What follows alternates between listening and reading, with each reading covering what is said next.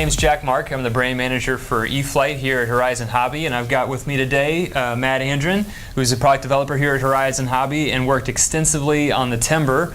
And we're going to cover a little bit about the features of the airplane and kind of what makes it so unique. So before we dive into this, this doesn't really quite remind me of anything I've seen, full-scale aviation. So this is an original design, right? Yeah, exactly. Basically, I started this design myself from a blank sheet of paper, and that was one of the great things about this particular airplane. I wasn't limited by any full-size airplane I was trying to emulate or match. So if I wanted to change things on it, I can change, wingspan, wing chord, tail volume, stuff like that to just make it the most amazing STOL airplane out there. So you mentioned that it's a STOL airplane, but when we talk about who the intended customer is for this, who we think, the pilots that are really going to gravitate towards this, how would you describe that pilot? I mean, this is an airplane for everybody. It has something that everybody's going to enjoy about it. It'll do aerobatics. It's got the power to go vertical. It's got the big tires so you can land on just about any surface. It comes with the float. So I mean, it's a very versatile airplane, and if you can't find something fun to do with this airplane, you're in the wrong hobby. Well, that's pretty cool. And I think there's some other things before we get into some of the more obvious features. We've got some stuff hanging on the airplane that's pretty obvious. There's some stuff under the hood that's probably worth mentioning too. And I know that it really resonates for me because I'm not a stellar pilot. I've got a little guy at home and end up pretty busy on the weekends. Don't get a whole lot of time to practice. And so I can be a little rusty if I go a few weeks without flying or something like that. So this airplane does have Safe Select, yes. And that's a great technology for a pilot who maybe you do have a couple of months where you're not flying, or if you go a year without flying, you want to get back into it. It's a great technology to kind of dust the cobwebs off before you put an airplane at risk. But I'm not going to steal too much of your thunder. So this airplane has Safe Select. What does it do for pilots? Why is it in there, and how hard is it to use? Basically, it's extremely easy to use. If you bind the airplane kind of the way you've traditionally bound most of our park flyers, plug in the bind plug, power on the airplane, bind your transmitter, and then pull the bind plug, you have traditional AS3X. So you're not limited by any kind of safe modes or anything like that in terms of aerobatic ability. If you power on the airplane, pull the bind plug before you bind your transmitter with the receiver, you basically enable Safe Select. Safe Select has pitch and bank limits, so it keeps the airplane from getting upside down, and then also has auto leveling, so you release the sticks and the airplane will automatically return to straight and level flight.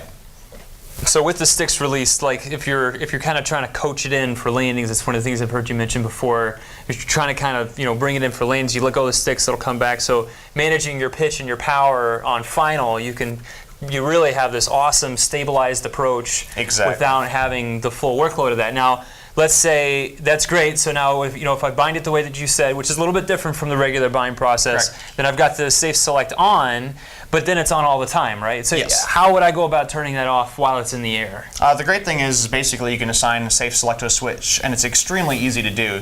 You pretty much put the sticks in the inside corners and then flip whatever switch you want 5 times, and that assigns that switch to be able to turn from AS3X to Safe Select. So you can be able to turn it on and off in flight, use Safe Select for the takeoffs and landings, turn it off to be able to do aerobatics in flight. So very, very versatile system. So that's really handy, I think, for the folks that are maybe really interested in pushing the envelope, no pun intended, maybe a little bit intended, pushing the envelope as far as short takeoff and landings go, because then, a lot of times you're maybe on the back side of the power curve, or you're playing with that stall speed, and that's where you drop a wing or something like that. And if you're on final, you don't have a lot of air underneath you, so exactly, having something like that, a system like that, as you're kind of playing with those features of the airplane could be really handy. So while we're on that, so STOL, so short takeoff and landing, for those that don't know, that's what STOL stands for.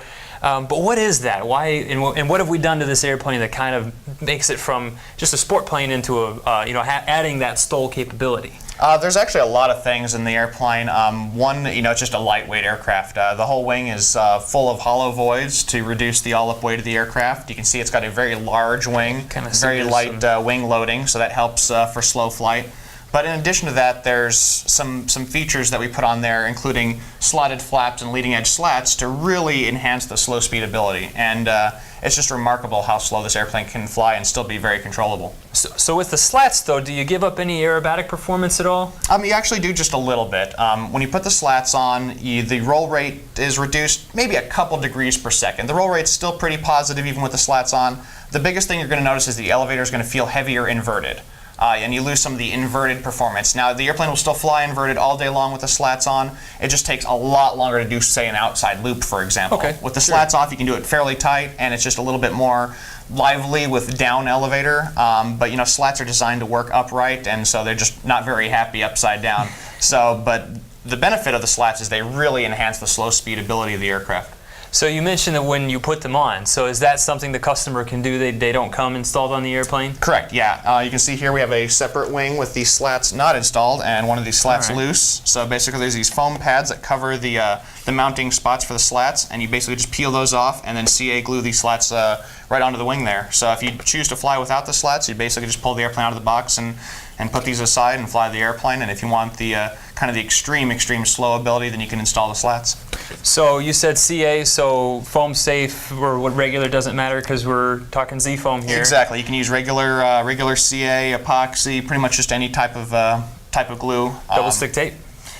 Don't really recommend tape. The only reason we don't recommend tape is if for some reason one of these slats were to pop off but not remove itself from the airplane and it's sticking up like this, it could be a fun time trying to get it down in one piece. Gotcha. So we tend to make them kind of a permanent addition there. I'm sure somebody will figure out a way to make them removable, but the way we've designed the airplane, it's basically kind of a one and done type of thing to put them on. But you know, we feel everybody who's flown the airplane with the slats, once they put them on, they don't want to take them off. Right, right. Well, that's pretty neat. So then the other thing you mentioned were the slotted flaps. Yep. So slotted flaps are a kind of a unique design. It's not something that you see very often in this type of airplane, this size airplane. So for the customers that maybe aren't super familiar with what they are or how they work, why don't you explain a little bit about what they are and why they're a really significant advantage for this airplane? Well, first I'll talk about an airplane that a lot of people are very familiar with, the Park Zone Sport Cub. That has what's called simple flaps. Basically has a foam hinge that's reinforced with tape and doesn't allow any air to pass through that flap hinge when the flaps are deflected. Gotcha. Kind of like the elevator on here. Exactly. You can see basically a very similar hinge to the elevator and rudder on the timber here.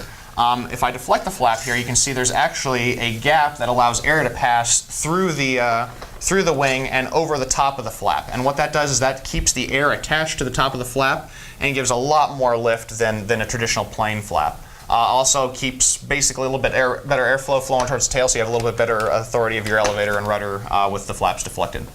So it's just a more effective design. It's a little more complicated, obviously, because now you have to have actual hinges. You can't just use a foam hinge with some tape or whatever. But that's pretty neat. And there's nothing the customer has to do to make them work. They're all plugged in and everything. Servos in there. Exactly. That's pretty awesome. So that kind of covers a little bit of what we've done as far what you've done as far as the short takeoff and landing and that sort of slow speed performance stuff. But there's a couple of other goodies in the box too, right? Oh, absolutely. So the landing gear that comes on the airplane, they have a couple of options for how to get the airplane back on the ground or water, which we'll get to in a second. But the landing gear on here was especially impressive. I like the big Dundra tires are always kind of cool. You see the airplane kind of got the little bobbin thing going on. Absolutely. So there's some really cool stuff that you've done as far as the landing gear on here. So why don't you talk a little bit about that? Yeah, I can tip the plane up here and you can actually see it's a fully articulated landing gear. So there's actually 2 aluminum pivots in here, and they're actually aluminum pivots that the aluminum landing gear screws to, and allows the landing gear to fully pivot. So without these springs, the gear would be very floppy and just kind of bouncing around, but the springs keep it locked in place, allow you to have deflection until it hits the stop in the spring, so it keeps from stretching out your springs. And then there's also a stop for going down, so if you hit a little bit of crosswind, it's not going to fold the landing gear underneath there. Wow. But very, very nice soft landing gear. You can see when you're taxiing over grass, it's actually absorbing the bumps. And then you can see the tires are big, nice, squishy foam tires. Don't have a skin on it, kind of like the Carbon Z Cub and the Park Zone Sport Cub have gotten a reputation for being a little tricky on asphalt because the skin really grips the asphalt. This being kind of a squishy foam isn't as bad and does a little bit better on pavement. But of course, if you're with landing gear like this, you really don't want to fly off pavement. You're looking for the rough stuff. So that's fully functional landing gear then. Absolutely. That's not decorative springs or anything like that. It's actually like, if it's not there, it won't work right. Exactly. That's cool. Yep. So, well, one more thing before we move on to the flaps. You just about blinded me there with those landing lights. So this is pretty cool. And when we talked a little bit, when you mentioned some of the little details as far as the lights. So obviously it has lights, full nav lights, but the strobes are kind of cool too because they're not just a regular flashing strobe. Yeah, they actually have the double flash like a lot of full-size general aviation aircraft. You know, a single flash is cool, but a double flash just even looks a little bit more realistic. Sure. Got the rotating beacons top and bottom of the fuselage, the red and green nav lights, and then of course the very bright landing lights, as you noticed. And it actually does illuminate the ground really well, you know, when you're flying kind of later in the evening and towards dusk. That's awesome. That's awesome. So the floats.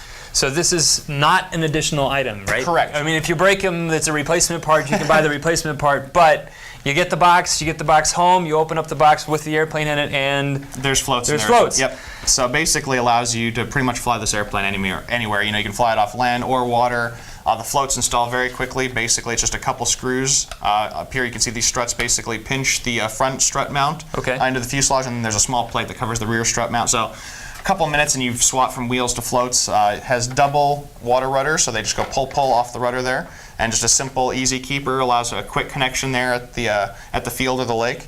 And they're both spring-loaded, so if you know you're taxiing or hit a log or a stick or something like that, it's not going to break your rudders. And very effective. You know, helps at slow-speed taxiing, kind of trying to fight any kind of crosswind or wind there might be on the pond.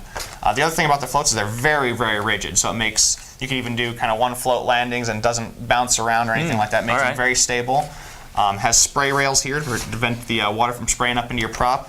And then actually has some plastic inserts here, so if you beach the airplane, it doesn't start dinging up your floats too bad. So wow. A lot of features built into these floats. Very lightweight and just really make the airplane super, super fun. I mean, you could do so much with this airplane, and the floats just give it that one more option. How much time do you think it takes somebody to, you know, go back and forth between the landing gear and the floats? A matter of minutes. Like I said, it's about 6 to 8 screws to pop out, and I typically put the screws right back after I remove the landing gear, put them right back in the aluminum mounts so they're right there, don't lose them and everything like that. So it's very quick to swap from wheels to floats and vice versa.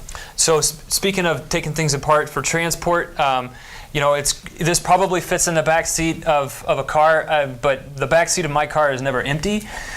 So as far as transport goes, it looks like this is a two halves to the wing. Correct. And then 2 screws, looks like? Yeah, so there's 2 nylon wing bolts here, and then there's a plastic plate that helps join the 2 wings together, and then there's 2 pins in the front that lock it to the fuselage. Wow. So 2 screws, the wing slides off and slides apart very easily for transport. The greatest thing is, since there's no control horns or anything sticking on top of the wing, you just put them top to top and they don't scuff each other or anything like that. Cool. So it makes it easy to transport. Awesome. Wow, well that's pretty comprehensive. You know, it really is an airplane for just about everybody and everywhere. Exactly. So that's pretty cool. Did we leave anything out? There's just a few other little details that are just really neat. You know, you have the right where the rear float mount is. You can see it here. There's actually a air vent for air out. All right. It has a very high diameter, low pitch prop, so it's got a lot of static thrust for doing vertical climb outs and really aggressive power for doing STOL takeoffs. And that's what's really fun, is trying to see how fast you can get off the ground and how slow you can get it back down on the ground. Also, a couple other things. It's got actually freeze ailerons. You can see they're actually hinged with a rod in there, and what they do is they actually help against adverse yaw when you deflect the ailerons a lot. So even something like that helps minimize the amount of weirdness you get when you're doing big deflections at slow air speeds. And then the Horner wingtips actually have plastic skids on them, so when you're doing those slow landings, if you tend to get it up on a wingtip, your wingtips are going to stay nice and protected when you're doing landings. So, like I said, this airplane's just loaded with so many cool features, it's actually hard to hit them all. So you did mention short takeoffs and landings. So, I'm kind of a numbers guy. So you say short, and I'm like, well, how short? Is that 10 feet, 12 feet? But I've seen some places we're saying 2 feet in takeoff and landing. So absolutely. Did you do that with a 30-mile-an-hour headwind, or how did you manage to pull that off? No, truthfully, this airplane on just about any surface will get off the ground in less than 2 feet with almost zero headwind. Landing is where it becomes a little bit trickier, and you need to have a surface that won't let the airplane roll as well. On pavement, you can touch down extremely slow, but the airplane will just kind of keep coasting, past. So on grass with a few mile-an-hour headwind, you can easily put it down in a couple feet and get it stopped. That's you can awesome. just drag it in, tail wheel first, and plop it down. The gear takes the absorption with the shock absorbing gear, and allows you to really have some fun doing short takeoffs and landings. Well, that's awesome. Now obviously we do our normal product video with this, so that video is up, and there's some pretty impressive takeoffs and landings in that video. And then you just got back from Joe Knoll. Yes, we had a couple of timbers down there. We have had a great video of us flying late one evening on the lake. It was nice and calm, just doing some low passes as slow as I could make it fly in the dead calm, just having a lot of fun. And then did a really great one-wheel pass down the electric line. We were having a ball down there, and people were really enjoying the airplane. Also, there's a great video on how to turn on and off Safe Select, so check that out as well, and get a lot of information on this airplane. So make sure if you're really into kind of seeing this stuff, because I know we're not shipping it yet, and I know it's driving a lot of folks crazy, but to get your fix, make sure you're following Horizon Hobby on Facebook and Instagram, because we post little videos on there periodically. You'll get to see it in different situations and whatnot, so make sure you check that out. And then, yeah, so Matt, thanks a lot for sharing the details on this airplane. No problem. And if you do have any other questions about this product, make sure to check us out at efliterc.com. Thanks a lot. Thanks.